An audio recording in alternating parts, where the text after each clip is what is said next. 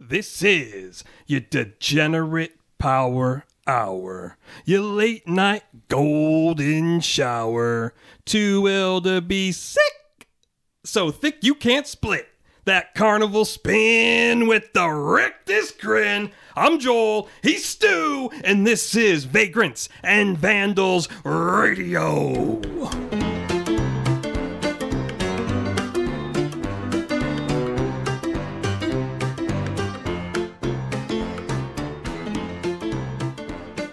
What's up? Welcome back to the program on this fine Sunday evening. St. Patty's Day.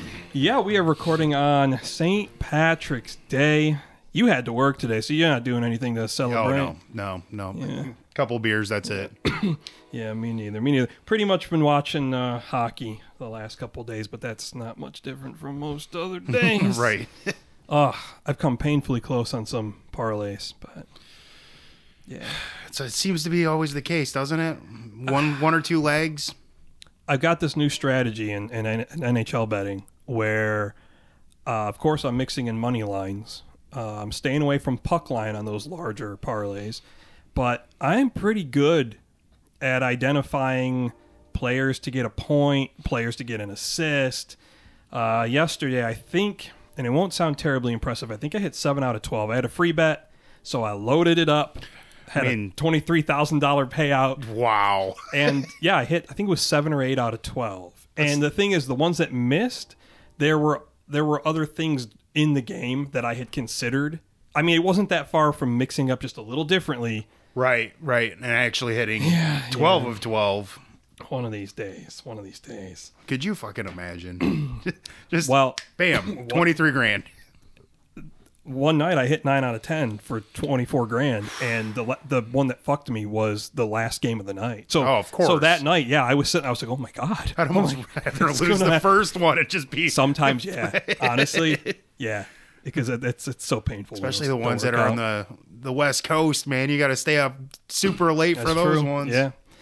All right. So, being that it is St. Patrick's Day, in honor of this fine day, one day after my birthday, which we'll get to. Happy birthday. Thanks. We're gonna get a few stories on that.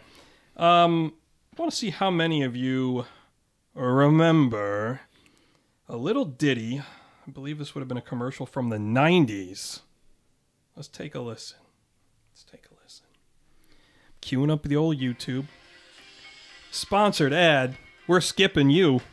Here we go. As soon as I can. Yep. At ABC Warehouse, we've got bargains and bargains and bargains and bargains and bargains and bargains and bargains and bargains and bargains and bargains and bargains and bargains and bargains and bargains and bargains galore. We've got discounts and rebates and cashbacks and markdowns and rollbacks and price cuts and closeouts and freebies and coupons and savings. The closest to wholesale, we're ABC Warehouse and not just a store. Get this Magnabox 13-inch remote control color TV now just $162 or less, plus we pay the sales tax. Prices are lower at ABC Warehouse because we are a warehouse and not just a store. ABC Warehouse, the closest thing to wholesale. It's funny that they had to specify that it was a color TV. Hey, man. You know, late 80s, early 90s.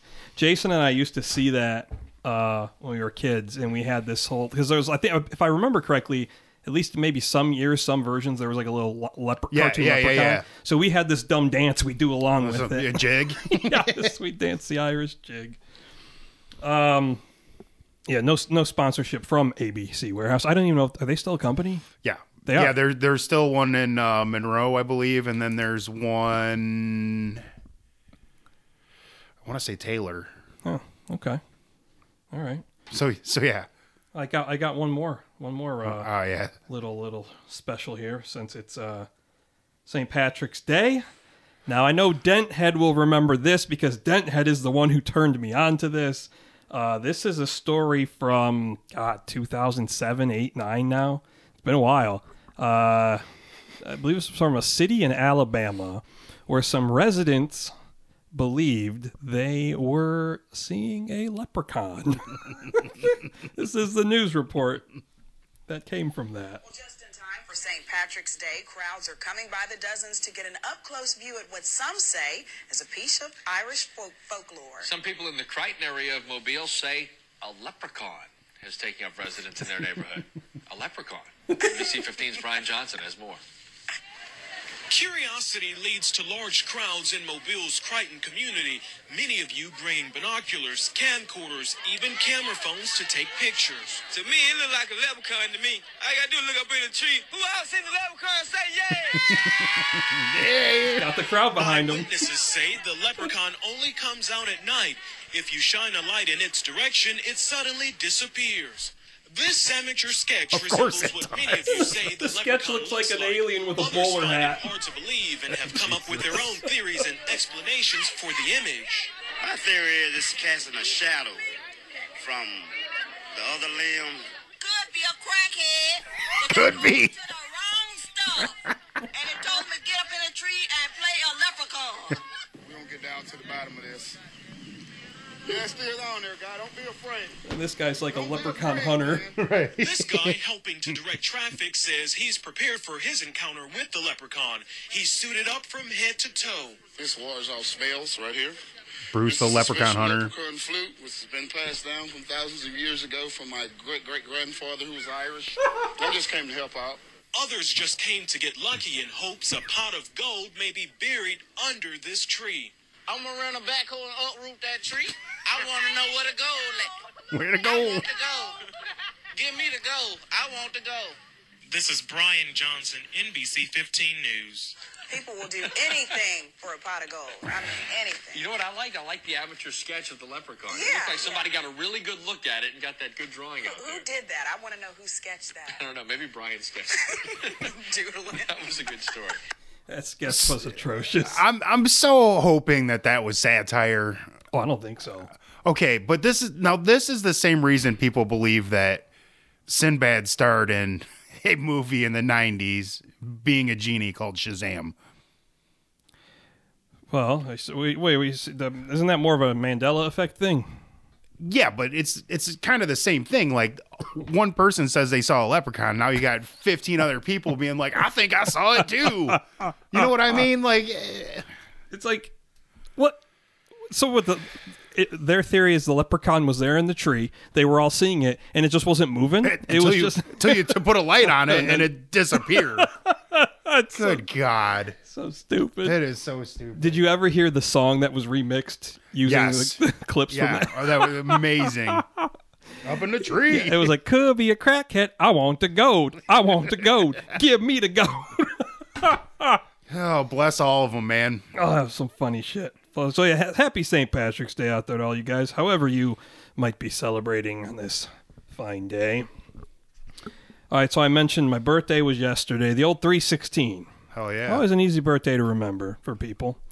It was easy for me to remember, except I forgot. Yeah, you forgot. I did. Fucking bastard. No, I really don't make a big deal out of my birthday. For a number of years, I would post on Facebook, I'm like, hey, I'm this old today. Leave me a story. Something, a memory we made together. Because that was fun for me. I could, A little reminiscing. Yeah, reminisce, and I could have some laughs. And, I always hate, I don't like doing it on Facebook myself or social media when it's someone's birthday and everyone's just like, happy birthday, happy birthday, happy birthday. Who wants to read that? I don't want to read that shit. I literally deleted my birthday Me too. off of Facebook. Yeah, I have it hidden. for that same reason. It was annoying. I don't want to say thank you to the 300-400 friends that I have, and 200 of them, 300 of them, I don't talk to on a regular basis. Well, and they only know it because Facebook's telling them, hey, it's this asshole's birthday today. Yeah, so the last couple of years, I've gotten a couple messages, and it was from, my mom, and then all of a sudden, they'd start pouring in, and I'm like, Mom, stop. Yeah, so yesterday, that's the thing. It's there's really only a few people that I would actually be a little hurt by if they didn't say it, and I heard from all those people. Yeah. And otherwise, I don't really care. No. Honestly, I wouldn't if my siblings didn't message me. I don't care. They got lives. They got kids of their own. Yep. It's I heard it from my partner and from my kids and my parents. That's pretty much all that matters, and really. honestly, even if my parents didn't call, I wouldn't really be heartbroken. Yeah, I mean, I can't remember the last time my stepdad said happy birthday to me, but whatever. So, that got me to thinking. Jason and I mentioned this a few months back on the podcast, just reconciling that good chance that blokes like us, we're now at the very least, halfway through our lives. Yeah. Maybe even a little bit more. Yeah. How's that make you feel? I don't know. Like, not like necessarily panicked or anything, because I don't know. I just kind of live every day like it's the same as every other day. You know, I don't. So you don't entertain any existential dread about your own mortality? Things left undone? It comes here and there, but it's not like something that I dwell on. I see. Can you move your mic a little closer to the edge there? Yeah. There you go. Like, you think you're going through a midlife crisis? Oh, yeah. Absolutely. 100%. Okay. Like, how would you recognize that, though? Because maybe I am, too. That's a good question. Man, I think it's particularly difficult when and I know a lot of people deal with mental health issues. Some are more pronounced than others, but speaking from my own experience, I began having pronounced depression from the time I was about 12 years old to this day. Right. So, yeah, sometimes it's like, well, how much of it is anything different than the usual depression? Is it just a bad bout of depression? It's hard to say, but I'll say this for myself. Going through a separation and then a subsequent divorce, and where like I have a child from that relationship, that has been particularly taxing on me mentally and emotionally the last several years. So I think that that thrust me into a different era of my life. And then, meeting someone else and then having another kid, it's like, it just kind of felt like things were happening really fast. And yeah, there was a lot of deaths in my family. And start to question like your career path. Oh, God. You wake up, you're like, I'm kind of bored. I'm not particularly happy. Sorry. Shit. Didn't mean to ruin your St. Patty's Day. No, you didn't, but no, that does come and go, though. For me, anyway, like for my own personal, like it. I guess the difference for me is that now maybe I had these bouts earlier in life, but it was always like, I'm 23, I'm 27. There's so much more time. Yeah. Now you're fucking running out of time. Yeah, and of course any of us could go at any minute through some tragic happenstance, but now you're over that hill of 40. Yeah. It's like, just a life expectancy. That's crazy as fuck to think anyway that we're 40s. I know, it is. Oh, yeah. Man. Yeah. Well, like the last podcast, we were reminiscing about when I shit on some coals, and I'm like, God, that was back in 2000, right? If I had to guess, right, 24 years ago. That meme that says like I still think the 90s is like 10 years ago. You know what I mean? Yep. Yeah. I often get sucked into those comparisons where it's like, oh, from where we're at now back to like. I just saw this thing the other day. It said Dazed and Confused was released in 93, based in 676. It said a comparable comparison today would be a movie released today that was based in 2007. And I was like, what? Same thing with Back to the Future. They were like, if we went, if they did the Back to the Future thing, they went back, to the 50s? Right? Yeah. And it would be like the 80s now or whatever. Like, that's wow. Yeah, it's kind of shocking. It has a strange effect on your mind. But it all got me to thinking. Because for me, it kind of like, I feel spurred to action. Like, things that maybe held me back previously in life, whether being embarrassed about something or thinking, man, I got more time. I find now it's like, no, I need to do those things. So, like, for you, is there anything you want to pursue that you haven't taken the time or opportunity to do? Honestly, man, I don't know. Because, like, I hyperfixate on things, and then I get sick of it because I feel like I know enough about it. So, like, I kind of have to trick myself into staying interested in something. Yeah. I don't know if that makes any sense to you at all. It makes complete sense. It makes things that I absolutely love. I will, like you said, kind of hyperfixate, dive right into them. And then I don't know if it's just being distracted or something else comes along. You're like, oh, that looks like fun too. Yeah. I think a little bit of it is that, but I think a lot of it is like you almost feel like you mastered it, even though you clearly haven't. But you think you've done all of it to be a master. And I don't know. One of my goals right now is to create my own marijuana strain. Oh yeah, your plants. Yeah, I mean that's one of my goals because it is interesting to me. I don't have a lot of people to talk to about it, so that kind of makes me go fucking crazy because nobody knows what I'm talking about and nobody wants to hear about it. Okay, so what you're trying to do with these plants, you're literally trying to breed your own unique plant? Yeah. So every plant has A, B, C through Z things in them, and you try to create something new. You know what I mean? And they're kind of like human beings in a way. Like two parents fuck and then they have kids. All the kids are going to be similar but different. Yeah. Like you might have a tall one, a short one, red hair, not red hair, black hair, blue eyes, green. They're all going to be a little bit different. With marijuana, it's the same thing. It's just bigger. Like the genome is way bigger. So you would have to go through like thousands of plants to find. See? So how do you get the plants in the mood? Oh, they do it on their own. Do you watch? Yeah, absolutely. I help. How does that work? Okay, so marijuana is kind of different.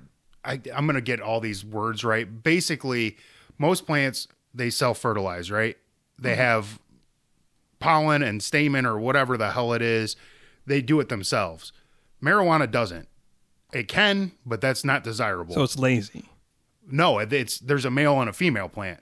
Right. There's two separate plants. They're not combined. Okay. Most plants like tomatoes and peppers, they're all combined. They all do that self. They can fuck themselves. Yeah.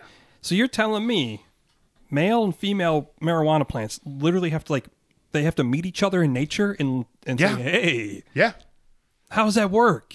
They just spread a vine out and it's like, come here. No. So the male plants have actual flowers. Okay. And then the female plants produce like pistils. They're called pistils, but they're like little hairs, little tentacles that come out. That grabs pollen. So as soon as those flowers drop pollen, boom, So done. in marijuana plants, the chick has the dick? That's what I'm hearing. Interesting. No, because they're the ones that create the seeds. So they have to have. I would more correlate the pollen being semen. Okay. Huh. All right. So they've got different delivery mechanisms. Yeah. Interesting. Yeah, it's weird. It's weird. It's cool though. And if you have a male next to a female, that female knows it's there, and it Really? yeah, it starts producing more hairs. It's trying to be sexy, man. That's so fascinating. It's cool. It's cool. You're putting any of this on Pornhub? Nah, probably could. The OnlyFans. Zoom in. Look at this bitch. Give me a close up of that pistol. Is that what you called it? Yeah, I don't know all the vernacular, but I think it is a pistol, but it's not spelled the same as like the gun. Pollinate for me. Oh, pollen's a bitch though. I don't really have sinus issues, but man, that being in my bedroom, that's pretty fascinating. It's pretty cool. Well, yeah, like when you start thinking about like plant life, clearly on some level it's alive. Oh yeah, But and it's it don't want to die either. Yeah, and see that's interesting. Like, and that just speaks to like the nature of the existence of life. Well, back to that. Like, so if you grow a female long enough and there is no male suitor around, it will produce male flowers and pollinate itself. What? Because it wants to keep its. What? Yeah. Holy shit. Yeah, it's nuts, So, man. Stu, would you say in the plant world that 16 is the age of consumption? Maybe. No, they're much younger there. Yeah. For those of you who don't know, you're probably thinking... 4 or 5 weeks. Yeah. You're probably saying you meant to say consent. Yes, Yeah. I know. This goes back to something Stu said years ago. Yeah. Probably when we were 18. Oh, I might have even been younger than that. Perhaps dating some younger gals. I can't remember. And Stu said, well, in Michigan, it was 16's the age of consumption. Yeah. Yeah. Nom, Good old nom, Dick nom. Sander. I couldn't resist. Yeah. Well, So, how close are you to creating your own I've gotten seeds. Stewie smokes? I've got my own seed. I'm kind of in a pinch because I can't grow indoors in the summer.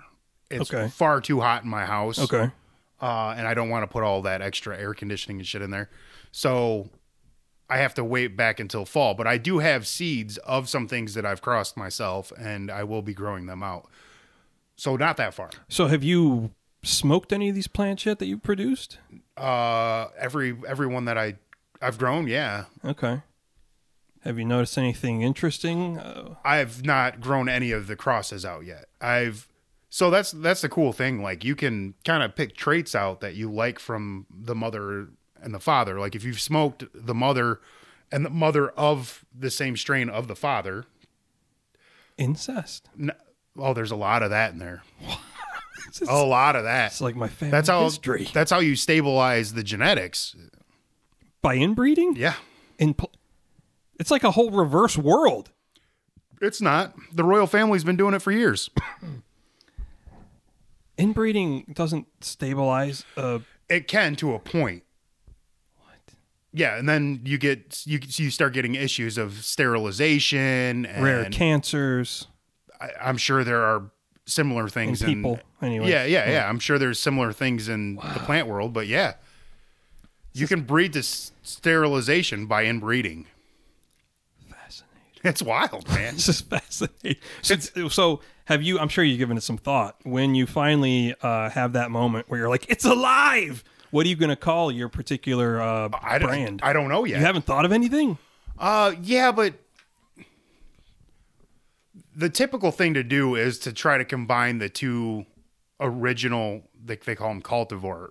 Mm-hmm. You combine the names of the two somehow, some way. I don't necessarily want to do that. Like, I kind of want to smoke it, look at it, smell it, you know what I mean? Feel it, taste it, all that shit before I decide where I want the name to go, because I don't know. I can't put a name on something that I haven't tried. I see. I understand what you're saying. It's interesting. We'll have to continue to get updates. Oh, yeah. Dude, I love it, plant man. sexting. Oh, it's It is awesome. interesting. Next time I come over, you're going to have to show it to me. And Oh, I will, for sure. I want to see them in action. We'll put some porno music on. We could do that. We could do that. Tickle them a little bit. Oh, they love to get shaked. Really? Yeah, that's how you get the pollen out of the male. Does You just take it and you shake it over top of them. the male plant's like, oh! Oh, I bet it does. I bet if you had like one of them little things that you ever heard that shit where they hook the little alligator clips up to the plants and they like cut it and it like makes noise and just shit. What? I can't. What? Yeah. Wait, you're telling me? So they put the clips on it to like stabilize where you're going to cut or something? No, they were actually like doing an experiment to like see if they made noise when they were being hurt. Uh-huh. And And they seem to make a noise? through the vibration or electromagnetic or something, whatever device they were using. I'm not really sure what it was. We're going to have to, yeah, we definitely got to delve into this more. All right, so for me, one thing, like I've always enjoyed writing, but it's always been difficult for me to focus long enough. I can't tell you how many half-finished stories I have. I could take a guess. Over 1,000. Oh, I don't know about that. No, dozens though. I've read Dozens. 3,000 books since I was 12. All right, BMO. What are you reading today? What are you reading? When's the last time you read a sentence? A sentence. Yeah, I mean, you know, I've dabbled in writing on my own. I've entered like writing contests. In fact, that microfiction contest is coming up in April again. I need to register for that. I've blogged, obviously, probably most extensively on my haunted house blog. It's currently, I was going to give the URL, but I actually have to renew it, so it's not even up right now. Right. Whoops. And yeah, when I was at Eastern, I wrote for the school, like I wrote like an opinion column, but like I've always had a lot of ideas, particularly like horror stories or like dark comedies. And so like recently, like, that's really been weighing on me. I'm like, it's time, man. Like, we got to get to doing this. Well, if it's encouraging in any way, shape, or form, I've known you for 25 years now. Yeah, going back to 96. Longer, actually, yeah. I've always appreciated your work. I've always loved your little short stories and all that shit. And, and it's the thing, like, I have so much fun when I sit down and write them, because usually when I do write, there's about the first 45 minutes to an hour where it's tough for me to focus. It's tough for me to get much out more than a paragraph. But then it seems like after that, I don't know, like the wheels get greased or something, and I can start to go. Yeah. So that's one thing. Or your muse takes over. I guess so. Just get out of your headspace, whatever that is. It's definitely one thing that I want to do more. And it's actually helped me like to generate more like creativity and get me more thinking in this vein. I've always enjoyed comic books, but recently I've really gotten into them. Like I started donating plasma. Yeah, and it's not far from Big Ben's in Allen Park. Little walk. Yeah, so I'll kind of just go over there once I'm done. And I started kind of going once a week. I'm like, I need to get into a routine. I've never been a very disciplined person where routine comes. Yeah. So it's like, you know what? I'll go once a week. And yeah, I'm just kind of like, I'll look at the monthlies, and just see what's new, what looks interesting, pick a few out. I'll go to a few, staples that I know I enjoy. But yeah, just reading through a variety of comics, which is an awesome storytelling medium. It is, and it's not most of them, unless it's a graphic novel. They're not like excruciating with time, right? And that's the other thing. You can kind of sample stuff very quickly, and they're relatively cheap. I mean, most new releases you're looking at maybe $4. Oh, that ain't bad. So yeah, really, Creepshow was relaunched a year and a half ago. So those have been very enjoyable, but a number of other series that I previously had no knowledge of. I'm reading one right now called Ice Cream Man. Trippy as hell. Yeah. It's a horror comic, but it is not at all what I expected. When I went into it, I thought, okay, cool. Serial killer story happens to be an Ice Cream Man. Yep. Not exactly. No. It goes off in some very different directions, and very interesting comic book. Another series that I really like, it's only like on its third issue. It's called Beneath the Trees Where Nobody Sees. And the artwork on the cover, you'd think it was like a kiddie comic, because the artwork is reminiscent of The World of Richard Scarry. Do you remember that? I don't. Very, very cartoonish. All of the characters are animals. So kind of like these cutesy animal characters, except one of the characters is a serial killer. Oh, okay. I see. You looking it up? Yeah. Okay, so yeah, it's kind of like I saw one description that said The World of Richard Scarry meets Dexter. And so the impetus of the story is the serial killer is a known member of the small community, respected, and follows the rule basically, don't shit where you eat. They go to the big city for their kills. Ooh. They come back to their cozy little existence in their little town until one day this violent murder happens publicly, and the character's like, oh, fuck. There is another serial killer living amongst us. I have to root this person out or they're going to fuck up my life. I read that first issue 3 times, I think, because I thought it was that good. And I was like, damn, this is fucking awesome. So, yeah, I've really been enjoying comics, and I'm hoping that it can spur me to get to writing some more. I mean, maybe you find an illustrator, too. Do some work that way. Like, you can do, like, little quick stories, and... I do know a few people in the comic industry. Yeah, so I mean that might be something to look at. Yeah, might be something to consider. Now, the other thing I was going to mention, I know I shared this in our group chat. One thing I always wanted to do that I guess you could call this a regret, because I often found myself, I would fantasize about this. I would often think, man, I should have done it when I was younger. Always wanted to get into a wrestling ring. I've always liked to perform for an audience, always been a good talker. And so, friend of mine, who runs Haunted House, Deranged out in Romulus, he does a halfway to Halloween show in May. He just started doing it last year. And I don't know, month, 6 weeks ago or so, we're bullshitting. And he says, hey, you know, I'm thinking for halfway to Halloween, I think it'd be cool to have a wrestling match going on in the queue line. Hell yeah. Queue line. I was like, that's actually a really good idea. And I told him, I was like, in fact, I always thought that would make a cool scene in a haunted house. Yeah. You go into a room and there's just two dudes fighting. There's a wrestling ring. Yeah. There's a wrestling match and there's seats around ringside. A lot of them could be dummies, be a few actors maybe. But I always thought the problem with that in a haunted house, like what kind of a theme, the number of themes you could fit that in, pretty limited. Tiny. Yeah. And you're going to need a fair amount of space.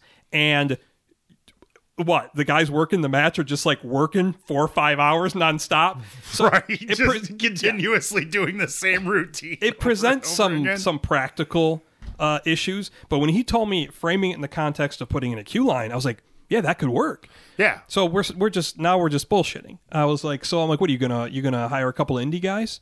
Because he actually is a trained indie wrestler. That's how he and I met. Oh, nice. I met him at an indie show at the Gibraltar Trade Center in Taylor back in 2011. I was working camera. He was like a fresh-faced vanilla baby face. And over the years, we got to talk, and we were both in the haunted houses, so, you know, became friends. Hell yeah. So I said, so you're going to get some indie guys? He goes, no, you know, he's like, I got a lot of young guys here that work the haunt. I think I can train them. And I was like, is that so? And I was like, you think you could train a 40-year-old? And he goes, do you want to come out? I was like, yeah, hell yeah. I do. So a few weeks back, I went out there with Shirley, one of our friends, and the boys, and had a blast. I was probably in the ring for about 2.5, 3 hours. And he was teaching me, you know, how to bump, basically how to fall properly. Yeah. Which is important. It's the most important thing. And because it's the most routine thing you do, and it's how you protect yourself. Taught me how to run the ropes. We did a few moves. I took a backbreaker. I gave a backbreaker. I shocked myself. At one point, I kept testing the ropes. And then, because I was wondering, I was like, how are they? They vary ring to ring. I'm sure they do, but like, was it pretty springy though? Yeah, if you hit them with force, you'll spring. Okay. Yeah. So I was kind of testing them, and he had asked me, he's like, you think you can leap from the apron into the ring? And I was like, I'm not sure. I was testing the ropes because I was wondering if I could. Over the top? So if you're on the apron, grabbing your hands to the top rope. And then throw yourself over? Spring up and over. So I was like, I'll try it. Now, I wasn't convinced I'd be able to do it because the top rope comes up to about my even with about my that makes nipples. sense. Yeah. So, and you know, where I had like the COVID legs, I was like, I don't know. I did it about a dozen times and I finally got it. I was shocked. I was able to leap the top rope and into the ring. Nice. Got my ankle, got my thigh caught up a few times, but finally did it.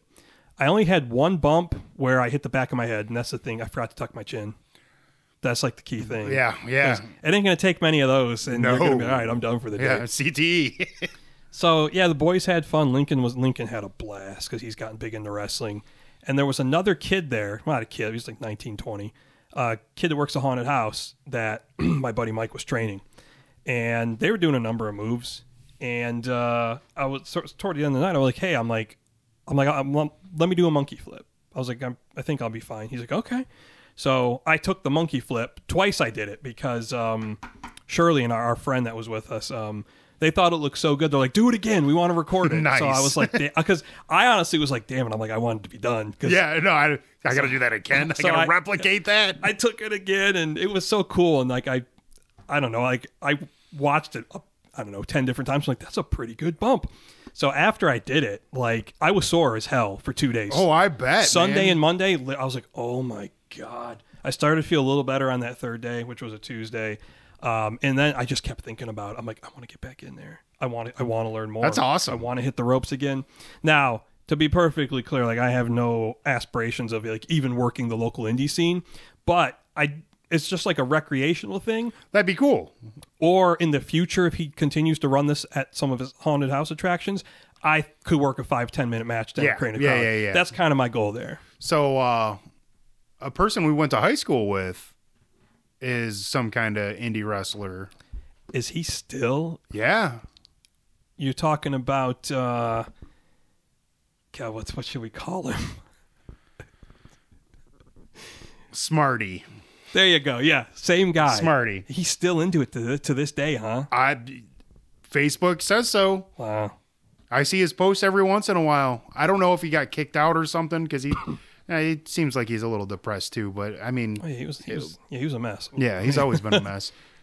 But yeah, I think he's still working some indie things in Florida or some shit. The indie wrestling scene is interesting because, I mean, the professional industry, I mean, it's used as like, it's a proving ground. So you'll see everything from guys who shouldn't even be in the ring, who are like backyard level, to guys who are like legit regional talents that you could see on TV. Like some of the guys, Lincoln and I went to a show last night. Some of these guys, like they'll work for like Impact Wrestling, or you might see them working What's the other like a bit role. Sometimes even WWE. I've seen a number of the guys I know. I've personally met. No shit. WrestleMania. Now this is a guy who's been in the industry a long time. Amazing Nate Matson. I first met him 14 years ago watching WrestleMania last year, and he worked as like a trainer, I think, or security for Ronda Rousey's match. Yeah. I didn't know he was going to be there. Now, I'd seen him on programming from time to time before, like as a backstage police officer in those roles. I had no idea he was going to be at WrestleMania. That's pretty cool, though. There aren't a lot of indie guys who could say, I at any moment FaceTime on WrestleMania. Yeah.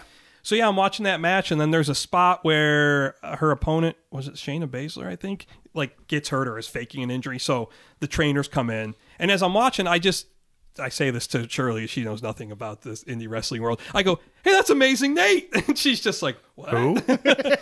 So I texted him. I was like, hey, man. Like, he answered me later that night. So, yeah, like the wrestling world, cool. like the haunted house world, very small. They kind of take care of each other. Well, I think that's with any kind of, I don't want to say niche thing because it's not niche, but like I heard Joe Rogan talking to Cat Williams about that. Like, there's probably only 300 big comedians right now in the world. Yeah. 300. Yeah. That's not a lot. Those industries are small. Like, everyone knows everyone. Yeah. And you kind of have to. Well, yeah. I mean, as you work and you get to know your network, it's, yeah. So, yeah, that's an interesting little world. I think you'd be all right at it. I think with enough training, but I'm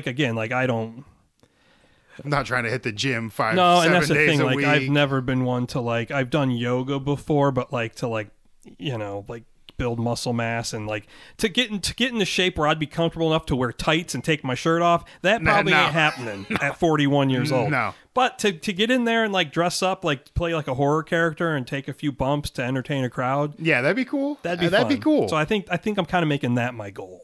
Yeah, do it. Hell yeah.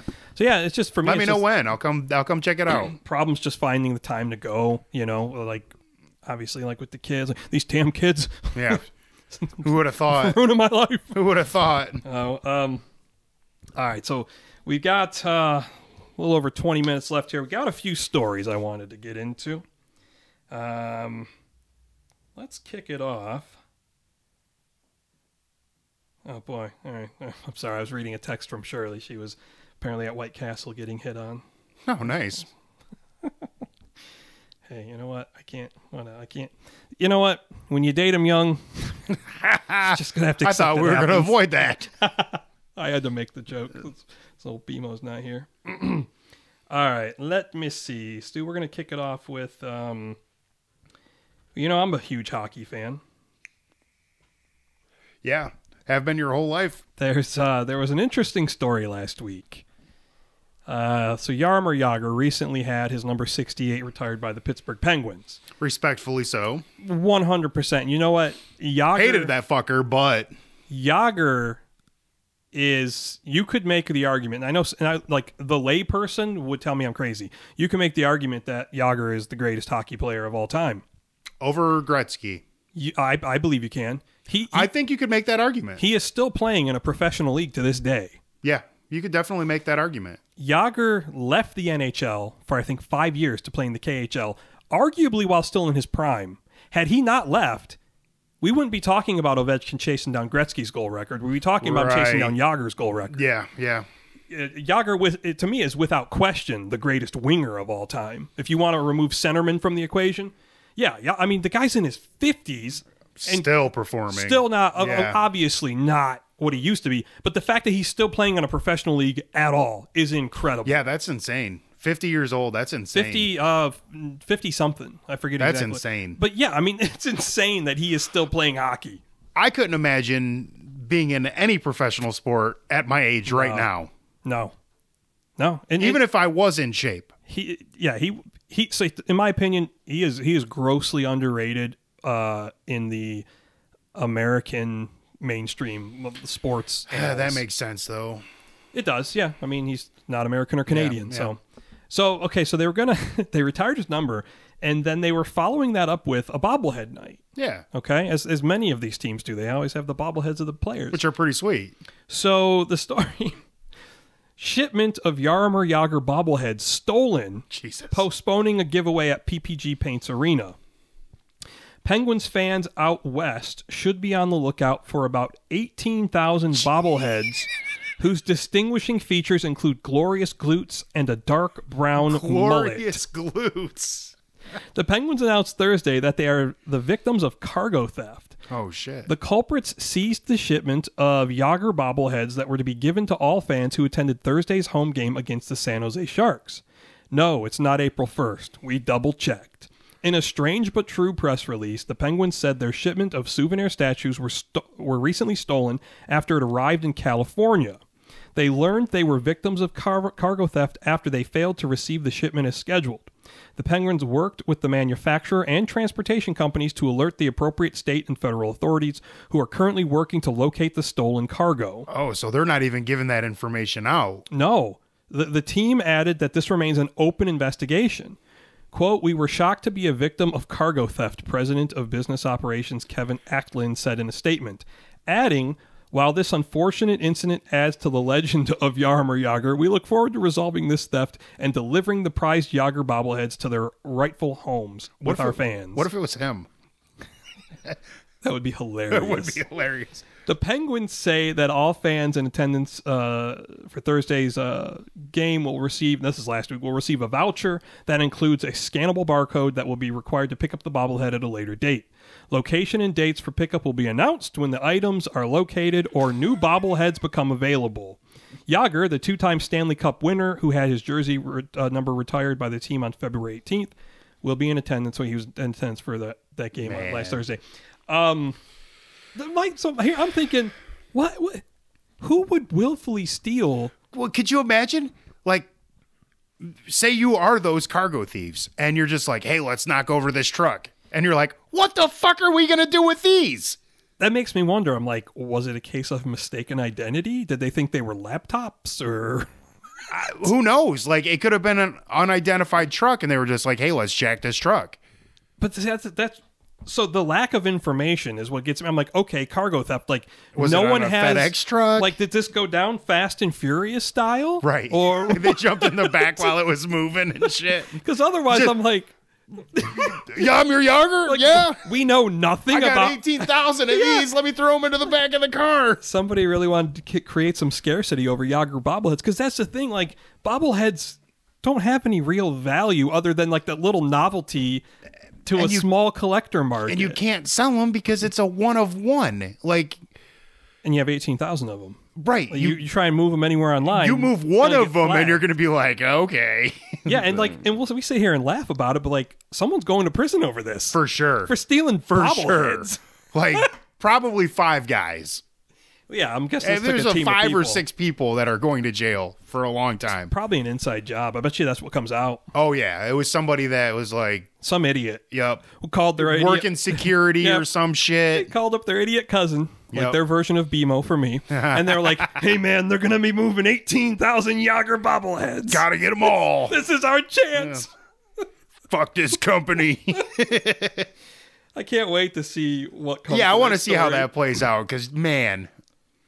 I got another story of theft. Oh, I like these. Here's another story. This is a story out of Nebraska. Nebraska woman arrested for scamming over 7,000 gallons of gas. A software exploit let her pump nearly $30,000 in fuel over 6 months. God. 6 months. What did she own a tank? 6 months time. She must have been, dude. She must have been telling everybody her her code or So, whatever. I don't think it's included in the story. I read a separate article. She was also letting a friend use her card and charging her a bit of a fee to do it. So Well, she was not only getting free gas, she was selling gas that she didn't own for half price to another person. I'll give $1.50 a gallon. Lincoln police arrested one woman in Nebraska after they say she stole thousands of dollars of gas due to a glitch that put the pump into demo mode, allowing gas to be pumped for free. We don't acknowledge being able to do this, but if you can. we don't condone it, but hey.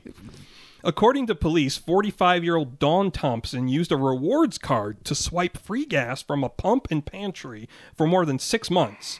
KOLN-TV reported the woman used the trick more than 500 times. Good God. She was like living there. And she had to have been. And sometimes used the card multiple times during a single day. Yeah, obviously. Police were notified of an incident at the gas station by Boselman Enterprises loss prevention manager regarding a fuel scam, the outlet said. During the investigation, law enforcement found that somebody was exploiting a glitch in a recent software updated that enabled customer rewards cards to be managed at the pump.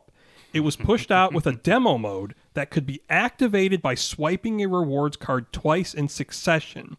In demo mode, the pumps would dispense gas without customers entering a payment method. Glorious. Swipe them cards twice, people. Thompson pumped... Not your credit card. Yeah, no. The reward card. Well, maybe not, because she got caught. Thompson pumped 7,413.59 gallons of gas, totaling more than $27,800 between November of 2022 and June of 2023, police say. They claim she also allowed another person to use her card for a fee. There it is. Dude, 500 times? Yeah, you're pressing your luck. And it wasn't, it couldn't have just been those two people. Like, does she have a fucking tank at her house that she was filling up? That's a lot of gas. That's a lot of gas. According to law enforcement, surveillance video and the use of her reward card information helped them identify Thompson. The exploit was patched in June of 2023, and Thompson reportedly sold the card soon after. It's unclear what value the card would have had, as investigators said it did not accumulate any reward points because it was never associated with real fuel purchases. That makes sense. Wow. That's something. Yeah, it took $30,000 for them to catch her. Yeah. And here's my thing. Why are you going to the same gas station? She knew it worked, I guess. I know, but like, find that same gas station company and...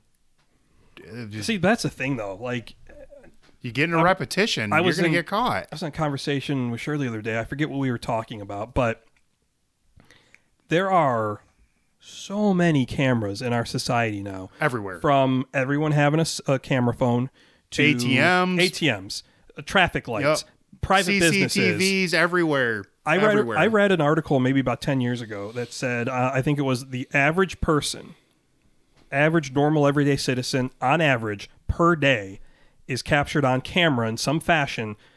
I believe it was 2 or 3 dozen times. I believe that. That's nuts. I believe that. Like, that is, you think too, like when we go to any grocery store, retailers, always the stupid cameras at the checkout. Like, there's cameras everywhere. Outside, inside. It ain't like when we were teenagers when we could steal from the retailers. No. You ain't getting away with nothing nowadays. I beg to differ a little bit with that, but... Wait, are you saying nowadays or back then? Yeah, well, you can steal still from those places, but... You hear that, kids? There's hope yet. There is.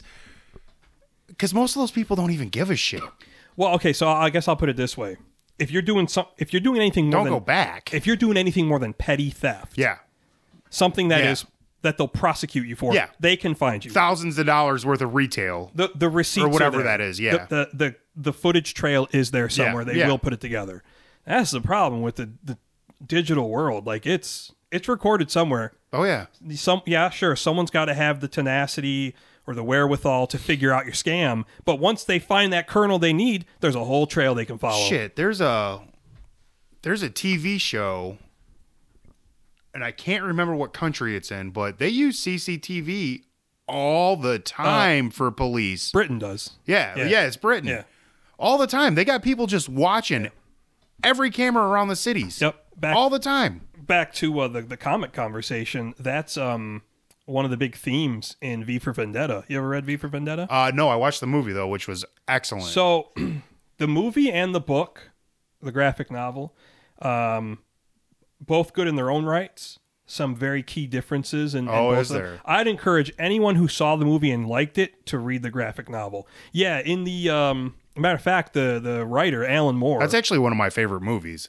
He criticized the movie. Really? Yep. He accused the Wachowski brothers of taking his story and turning it into, I believe the quote at the time was, a Bush age parable. He said they turned V into a liberal freedom fighter in a Bush age parable, which was true. I mean, that character, the way he was characterized was a clear response to the Bush administration.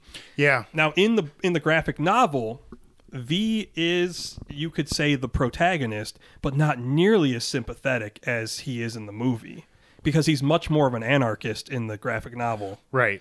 Probably just about as violent, but in the graphic novel, you question V's sanity, whereas in the movie, you really don't. Like, no, this you take his side. and You he's take on a his side mission. immediately. Yeah. And the graphic novel, I first read that, I think, before the movie came out. So we're talking about probably back in 2005.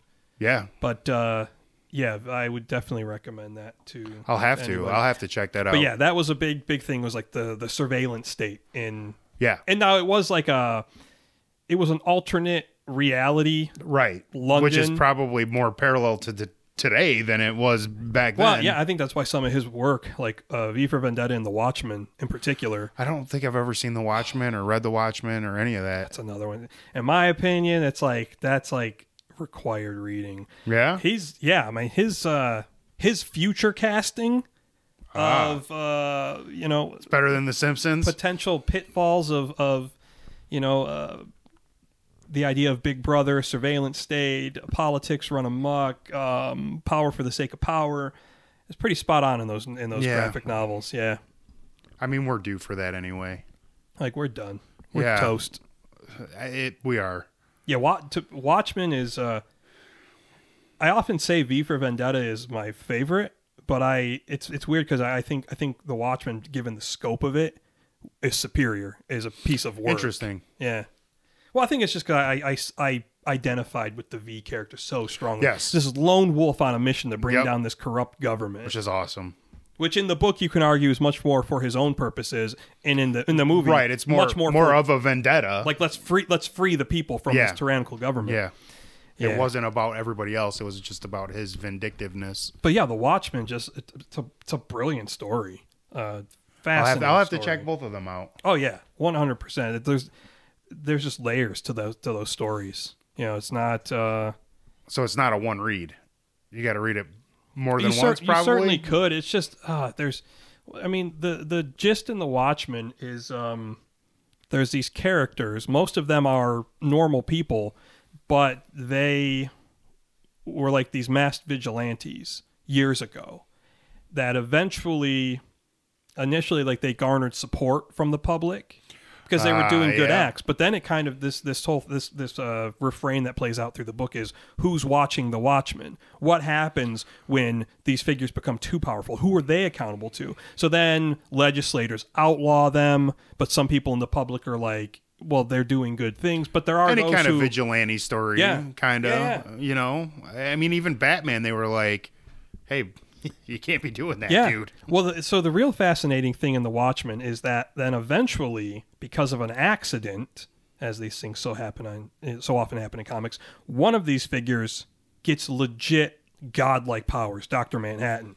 So then it really becomes like, whoa. Yeah, we gotta watch this guy. This is a game changer. Yeah. Fascinating. So we got about 5 minutes left. We can just bullshit a bit here. Sure. This was good having you over to bullshit again. It was fun. It's too bad we can't get a second one in. Yeah, I promised the lady it'd only be one. It's Sunday night. That is true. Sunday night. Yeah, Sunday night. I'll tell a brief story here. So I stopped in at my mom's last weekend.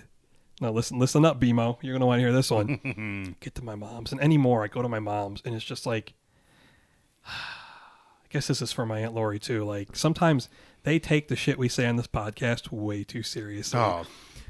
My mom's like, Aunt Lori says you guys are talking filthy. I'm like, Mom, we're like middle-aged. Like, what? Right. Quit worrying about what we're doing. I'm using dirty words. You're going to need to get over that. Well, I guess now, BMO, listen up. BMO's always singing the praises of Jay Fitzy. BMO, I got it on the usual gossip. I was going to say good authority, but it's gossip. The usual gossip mill. Jay Fitzy expressed some concerns to your mama about shit. your mouth on the podcast. I wouldn't consider anything that he says too vulgar or bad. I think it's when he's bringing up work stories. Oh, yeah. There's definitely times when I'm kind of like, dude, you sure you want me to air that? No, fuck it. Fuck it. Pretty much. He don't ask me to censor much. No. Because, I mean, he don't self-censor at all. That doesn't exist. No, the only times he's asked me to take anything out is when his wife has gotten mad come at in him. and be like, I heard what you were talking about. And I don't blame him for that. Like, that's happened to me a few times where I'm like, yes, sweetie, I'll take it down, sweetie. Immediately. Don't worry. Hey, yeah, is there an episode gone? Listen, it's just being retooled for 3 months. I get it. There's a section that needs to be replaced. Get it. Was. Oh, boy. What else to kill off these last few minutes? I saw a news story today that Raves Maben from the Lions, he's like a specialty utility guy. He is now the NFLPA president of the union, the players union. I think that's pretty cool. I don't know why that's relevant, but I thought that was cool. Yeah, maybe he'll, as a union person, I'm like, he gets it, I guess. He'll get them some better catering, maybe. I doubt that. Dude, did you see what CJ Gardner-Johnson said? No. He re-signed with the Eagles. He went back to the Eagles. He went back to the Eagles after he talked all that shit this year about him. And he just released a post or whatever saying, I want a ring and money, and Detroit ain't delivering either of that. Damn. He got a target on his back now. Fuck yourself. Yeah. You played like 4 games, dude. Interesting. Yeah, I maybe a future episode when things shake out a little more, maybe we can get into some NFL free agency, and because a lot of movement this past week. A few moves that were pretty surprising to me. And I'm sitting there like, ooh, okay, that might affect some betting odds this way or that way. I'll tell you what, as far as the Detroit Lions in the NFC North, we got to be worried about the Chicago Bears. The Bears, yeah, I was gonna say, yeah. Green Bay got a little bit better too, I think, but it's the Bears. Bears are drafting a quarterback, right? Oh, they're taking have to. One of Fields went to the Steelers. Yeah, weird. So Fields and Russell Wilson. Yeah. In Pittsburgh. Yeah. And I'm just kind of like, what did Pittsburgh want Russell Wilson for? Because it only cost them like $1 million to have him. Okay. His contract was already paid, and they released him. I see. Yeah. Okay. Yeah.